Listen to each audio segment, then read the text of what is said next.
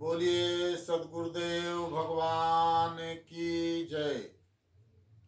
उपस्थित धर्मानुरागी भाइयों एवं बहनों, मानव जीवन 84 लाख योनियों के बाद आपको बड़े भाग्य से प्राप्त हुआ है।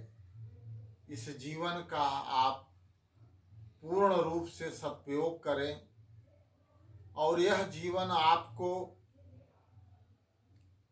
परमात्मा ने प्रदान जो किया है, यह आपके कई जन्मों का पुण्य उदय हुआ है, तब आपको यह जीवन मिला है। और मानव जीवन का कर्म निर्धारित है। आप जो मानव जीवन का कर्म है उसको ही करो। आप इस संसार में इस आत्मा के लिए जो व्यवस्था दी गई है, तो इस आत्मा की व्यवस्था शारीरिक व्यवस्था, इस आत्मा की व्यवस्था सामाजिक व्यवस्था, इस आत्मा की व्यवस्था सांसारिक व्यवस्था, ये जो भी चीजें आपको परमात्मा के द्वारा मिली हैं, ये सब व्यवस्था है।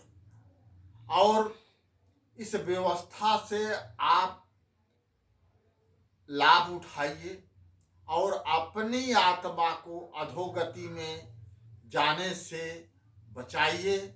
और जो आपका यह जीवन मिला है उसको आप किसी सदगुरु की शरण में डालिए।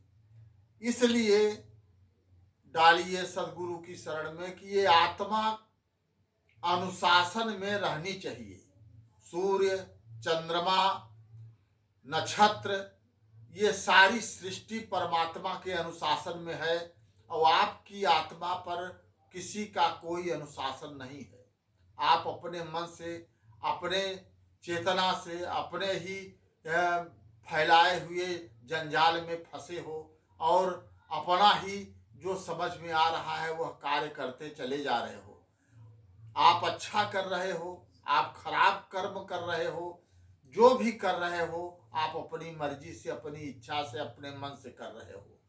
तो साधु संगत, जब यह जीवन गुरु की शरण में जाता है तो वहां से आपको शिक्षा मिलती है, दीक्षा मिलती है, रास्ता मिलता है और आपके जीवन में ज्यादा से ज्यादा अच्छाइयों का समावेश हो जाता है। अच्छाइयों का जब आ जाए आपके अंदर और आप गुरु की शरण में चले जाएं साथ संगत जी, तो ये आत्मा सनात हो जाती है, इसका कोई वारिस हो जाता है। अभी तो आपकी आत्मा लावारिस है। जब तक आप गुरु की शरण में नहीं जाओगे ये आत्मा लावारिस रहेगी, इसका कोई वारिस नहीं है। आपके शरीर के वारिस हैं, आपके शरीर का वारिस माता पिता भाई बंधु, ये संसार, ये सब हैं, लेकिन आत्मा का वारिस कौन है?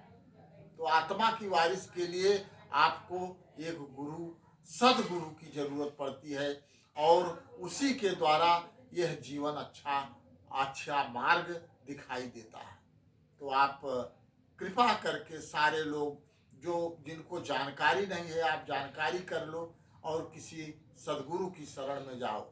आगे हम चर्चा इसके आगे आप फिर दूसरे भाग में करेंगे।